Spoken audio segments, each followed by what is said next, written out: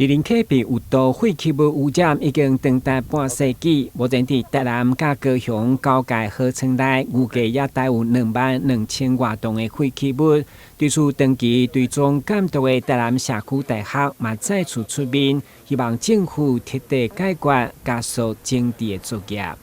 其实在最惨的时候，那个河都是黑色的然后市长就偷排会算了。那最惨的时候，大概河川里面剩下一种鱼就是大眼海鲢是本土种了，其他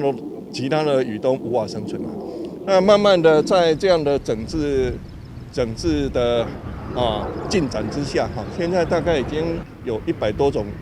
鱼可以回来了。面对河川污染的历史强业，立委林俊宪14号伫议员林义庭甲台南市环保局等官员陪同，特别邀请环境部处长前来南顶桥上游会勘。目前包括经费、场址甲计划时程都已经确定，成为二林溪最清溪县的最后一里路。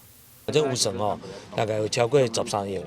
大概我嘛已经真清楚甲标出4个应该污毒废弃物的点，这个做落去了，我按算到2028年就当全部来完工，安尼等于二林溪整治的最后一里路，我们最后一步就达成了。在台南市政府勇于承担，希望能够彻底解决的情况之下，那行政院团队也来支持，所以大概估计会有13亿的资金会投入，那全部由行政院来负担，地方政府来执行。那这一次的台南市所提出的计划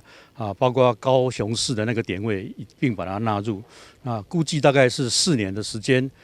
会来完成，也就是117年底的时候，会让我们的二仁溪40年来的这样的一个污染，终于能够彻底的解决。整治的总经费13亿外由中央负担。台南市环保局表示，去年的针对河层试验污骨，将废弃物分选气化作业，后续清理嘛将比较该模式来进行。那我们可以跟高雄市政府来协力和合作，那把这沿岸还有大概有4处的这个产址有2万